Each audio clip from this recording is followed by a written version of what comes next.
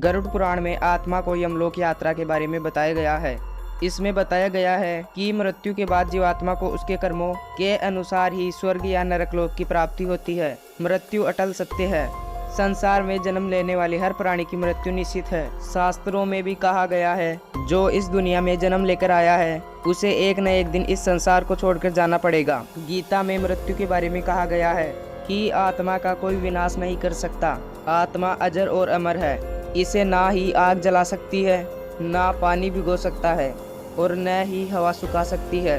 अब ऐसे में यह प्रश्न उठता है कि मृत्यु के बाद मृतक की आत्मा का क्या होता है। इस प्रश्न का सटीक उत्तर आपको वैष्णव संप्रदाय से संबंधित ग्रंथ और 18 महापुराणों में से एक गरुड़ पुराण में मिलेगा। गरुड़ पुराण के 18वें अध्याय में 16 अध्याय ऐसे हैं जो कि मृत्यु के बाद यमलोक की यात्रा, स्वर्ग और नरक पर आधारित है। भगवान विष्णु ने गरुड़ पुराण में अपने वाहन पक्षीराज गरुड़ पुराण को जन्म मृत्यु के बारे में विस्तार से बताया है। इसके अनुसार मृत्यु के बाद जीवात्मा को नरक का कष्ट भोगना पड़ेगा या स्वर्ग की प्राप्ति होगी। यह व्यक्ति द्वारा जीवन में किए गए कर्मों पर आधारित होता है। गरुड़ पुराण ग्रंथ में यह भी बताया गया है कि मृत्यु के बाद आत्मा को 3 मार्गों से गुजरना पड़ता है। इसमें पहला अर्ची मार्ग, दूसरा धूम मार्ग और तीसरा अपति विनाश मार्ग होता है, जिसमें पहला मार्ग देवलोक और ब्रह्मालोक के लिए होता है, जो कि सर्वोच्च होता है।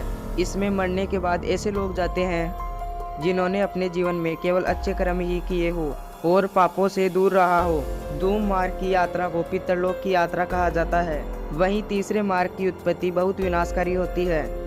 यह नरक की यात्रा होती है और इसमें जीवात्मा को बहुत कष्ट झेलने पड़ते हैं और आत्मा जैसे शरीर से निकलती है, जीवात्मा को एक नई दुनिया नजर आने लगती है। यम के दूत जीवात्मा को अपने पास में बांध लेते हैं और अपने साथ यमपुरी लेकर चले जाते हैं।